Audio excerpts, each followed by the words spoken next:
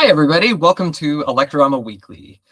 This week, we're going to talk about ElectoramaNews, the monthly newsletter that is published in the Electorama family of items. I'm your host, Rob Lanfear, founder of ElectorWiki and Election Methods mailing list, and a board member of the Equal Vote Coalition, but I am not acting in any official capacity in doing this. And today I'm joined by Carlo Estefano. Hi, everyone. I'm Carlo. I am a Texan. I go to Sam Houston. I'm an environmental science student. Star voting, ranked robin. You'll find Carlo Estefano, and that's me. Cool. All right. So we didn't have much of an episode prepared for you right now, so we're just basically going to walk through the Electorama Weekly, and I'm going to share my screen here. All right, so here is the Electorama News as seen on ElectorWiki, and as the version you're looking at is still quasi pre-publish, but it is mostly done. And the main feature is ElectoramaWeekly, so this is recursive. It's turtles all the way down. So the first section here talks about our June podcasts, and even slips in the July 1st discussion with Robert Bristow Johnson about Burlington, and then we move into the online discussion section, which talks about NFPTP, which is the subreddit that a lot of electoral reformers are on. Carlo, is there anything either of the past podcasts or the discussions on Reddit that stand out to you? Yeah, first off, I'd like to say that, all things considered, I thought that the RBJ podcast was very fun. I think that we gone down a few more rabbit holes than we were anticipating, but I do think that we got a lot more information about Burlington. I definitely had no idea about like the slideshow specifically mentioned, both on your side and RBJ's side. Yeah, I thought that was really fascinating. How did you feel about it? First off, just I felt it was fun. I wanted. As I said over on Reddit in the discussion about that podcast, that is on the surface one of the most unique things about Robert Bristow Johnson in the electoral reform space is that he was there in Burlington in 2009 when that election happened, and Fair Vote gets bothered that so many people obsess about that election. It is an outlier. Like that election, the Alaska 2022 election, are outliers, but they happen frequently enough that it's kind of it makes you go So, and it was good to have the conversation with Robert about what the politics of the space were, because a lot of, like I said, we weren't there. We can only look at the numbers. Yeah, no, for sure. Speaking of Alaska, one of the posts on the NFPTP yeah, I said that right. Yeah, I Reddit. think we just need to say "end first past the post" rather than try. Yeah, end first past the post. Yeah. Ridiculous name that we all decided to choose, but anyways, so something that caught my eye that I was reminded of was Alaska, because there is a third attempt to remove it, or second, I'm not sure, but yeah, there's another one, and the Reddit, there is a lot of conversation going on, but this specifically, there was a decent amount of comments underneath, and there were some people that were a little resentful. They were putting some partisan angle on it, which, there may be real partisan motivations behind trying to get rid of RCV in Alaska. I can't even say may. There's definitely one, of course, and yeah. But yeah, another repeal. What is that about? Yeah. Yeah. I mean, I think, if I was, all right, so I'm going to wear my politics on my sleeve. If I was living in Alaska, I would have voted for Mary Peltola. Okay. But I'm not in Alaska. And I can understand why Republican voters did not like the outcome of that 2022 election, because they were told that their second choice votes would matter, and for the people who voted for Sarah Palin, their second choices didn't really matter.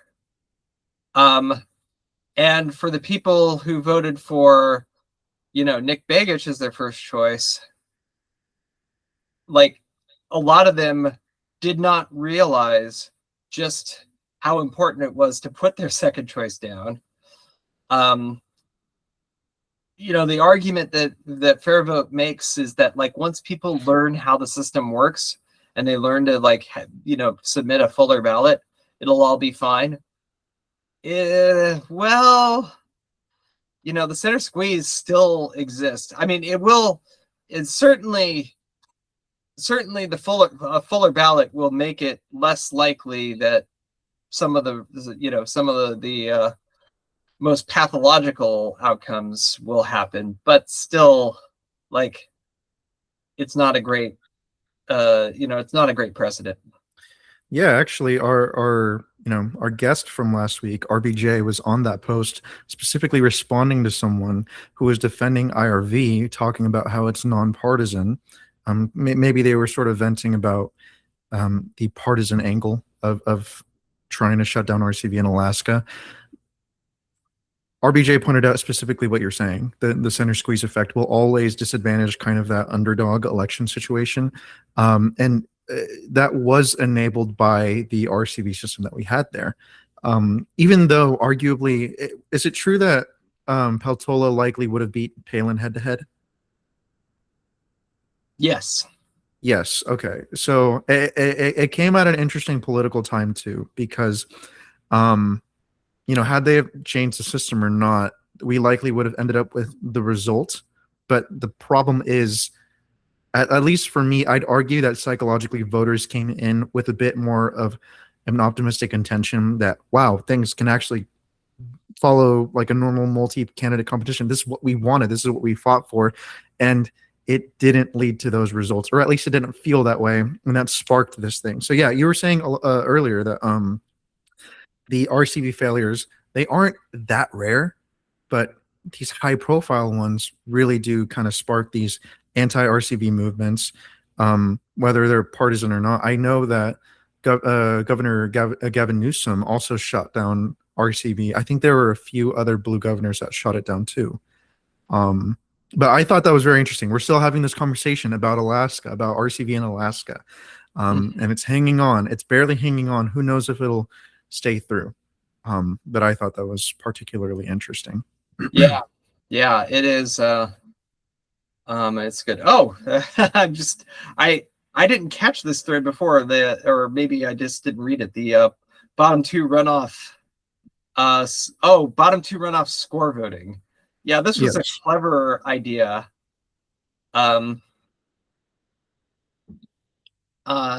It's basically applying score mechanisms to a bottom two runoffs, or sort of a BTR IRV and star hybrid.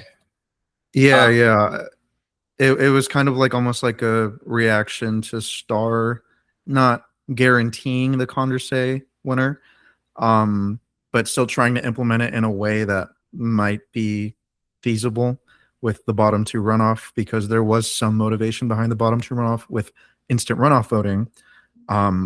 But yeah, that I also found that quite interesting. And there's some elements of that where someone went into the math about how a 4-cycle will operate differently from Smith's score. But yeah, I was noticing that too in the ElectoramaNews page, the bottom two runoff score post. Mm-hmm. Yeah, so they wanted to call it Better Star, by the way. Yeah. Okay. All right. Yeah. Yeah. So there's the voting theory forum as well, which I haven't paid super close attention. I do see, Clay's got the election by jury thing, which looks like it was pretty active, and my understanding is like it's still active. There is also Oh, is that the one where he wanted the president to be elected by like a jury of like 12 randomly elected? I think Yeah, so. Yeah. that's Um, interesting. Yeah. yeah. Um, I have Clay's like a little more very active on there in general, but we've got I don't remember what. Let's see here. This Star versus Condorcet versus. Uh, oh, this was. Right. This was basically. Adam came up with or Maziarek came up with sort of a corner case where Star differs from Condorcet. I haven't really dug into this one too deeply. I know RBJ also I think RBJ pushes that Burlington with Star would have elected the progressive still. Um He's just wrong. he's just wrong. Okay. Okay. I'll just say that now. He's wrong. All right. We Well, we'll disagree. see. We We'll respectfully disagree. yeah. No, yeah. He insists. So he always like it's become known as the 510 example. He insists that like the proper strategic move for 100% of the voters is to put your favorite at 5 stars, your second favorite at 1 star, and your least favorite at 0. Mm-hmm. And in a race where 3 candidates are viable, and like that's not how 100% of the voters are going to behave. That's just not. Sure. Yeah. And if anything, it would be closer that they would 540, if I'm not mistaken, right? Because voters, at least, they have a tendency to be a bit more like identity bunching as opposed to like my one candidate or the highway. I don't know. I mean, I think I don't know the answer to that. Like I suspect you're right. I suspect most folks are, not as dead set on their opinions, whereas Robert like clearly like thinks that like everybody like over time it's just going to maximize, like people are just going to maximize their utility and do the 510 thing. And I think it's possible that the 510 thing could become sort of mainstream folklore, like whatever. Sure, like sure. it could get out there, but I think it would it'd take a long time for that to happen, and B, like the risk associated, like that second candidate only giving them 1 star, they're going to like, you only have to get burnt by that once to like not do that again. Sure. Right. So yeah, no, I agree, and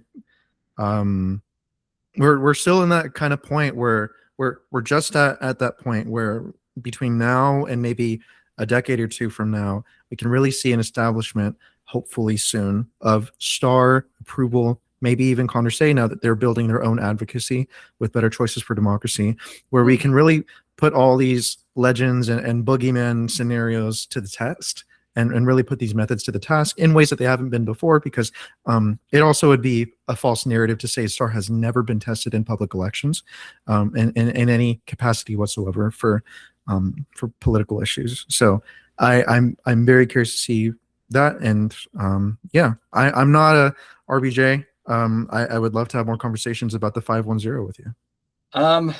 Yeah, and I let's see here. Where in the heck did I put the tab that I'm actually sharing here? There it is. Okay. I ended up like switching to a tab that I wasn't sharing, which doesn't help. So yeah. So anyway, so I've been as you can see here, most of the Electorama news is automatically generated based on feeds that I'm getting from elsewhere. Like I was scraping voting theory forum, like we were just discussing, the and FPTP. Also Wikipedia edits in the electoral reform space. There's a fair number of and then ElectoramaWeekly. I suppose it's not too surprising that I'm the most active editor for June. But Keith Edmonds is in there with the 3 telos model and vote unitarily. Tom Cabot's in there with impartial culture and serial approval vote election. Okay. And Christopher Munsterhelm or Christo Munn is like helping out on the Monroe's method the software page and Woodall's method. So we're okay. They have a page for Monroe. Huh? They have a page for the Monroe. Is that for sequential Monroe? See here. Monroe's method is one of 2 proportional multi-winner voting methods based on a concept first proposed by Burt Monroe. And then it goes into detail about this, and I have not read this page. So yeah, I remember. Yeah, sequential Monroe it's a cardinal proportional. That's the only one I've read for the Monroe process. Man, I'm gonna butcher it completely. So it kind of branches off of like the allocated score idea, but sort of does it in reverse, where every candidate is you look at a quota's worth of their supporters, and the one with the highest score is elected that round and takes that quota's worth of supporters. And that is based on the tiers. So if you need a 500 and you have 500 votes and you have 250 supporters who scored you a 5, all of their ballots will be exhausted for you. And it goes down the list until you reach a point where you get to a tier that is in between. So they didn't all give you, you don't need all of your 3 score supporters to fulfill your quota, in which case you'll do fractional surplus handling for that tier. And sequential Monroe tries to fix some of the free riding concerns. It has some non-monotonicity, which we've talked about how proportional methods that could be okay. That attempts to sort of start from a who has like the strongest support, strongest faction behind them situation, almost like cascading vote, as opposed to allocated score, which is a bit more of, I think you've described it as like a spiral out method. And so interesting that they've been working on software for the Monroe's method. I don't know how it works for ordinal. That's just a coincidence that those were the 3 pages that Christopher was on. It was like Monroe's method, software. So there is a software page, and I don't know what Christopher did on the software page. Sorry, I misread that. I thought it was saying that they were doing software for Monroe's method. Okay, now I understand. Yeah, let me see here. What is the removing? Oh, right, removing just the redundant mirror. Okay. That was in there. All right. Very cool. Yeah, so just some janitorial work, which is totally appreciated on ElectoramaWeekly. Like the janitorial work is so important. Whenever I have the opportunity to, I'll try to speak with you about it as well. I kind of want to make some additions to the score cascading vote page. Okay. Yeah. Because in there. Yeah.